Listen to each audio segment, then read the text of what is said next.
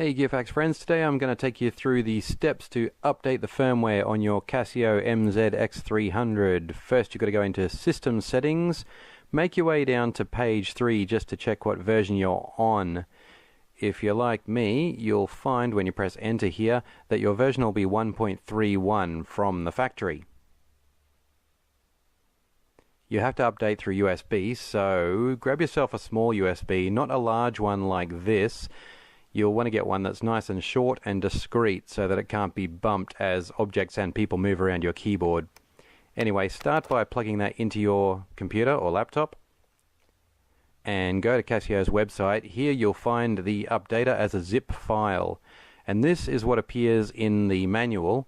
I'll just scroll through these steps so that you can come back and review them if you get stuck at any point, but it's a fairly straightforward process that takes about 30 minutes.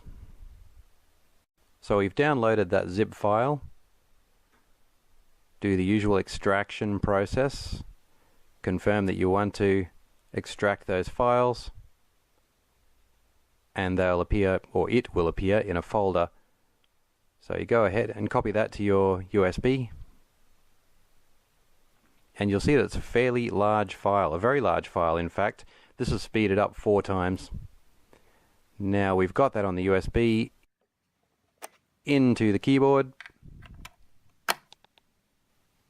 switch on the keyboard and go back to the same System Settings menu. This time we're going to choose Information again and update the firmware.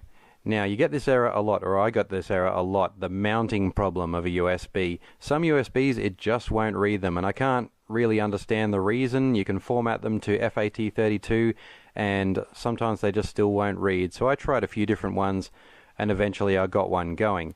So in media you'll find that you can't format some of those USBs.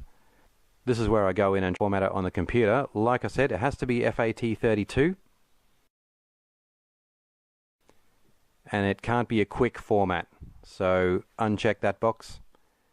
Go ahead and format it. Again, you'll have to do some waiting, and when you plug it in you'll get media mounting shows up, and you can go ahead and update that firmware because you've got that bin file on the USB.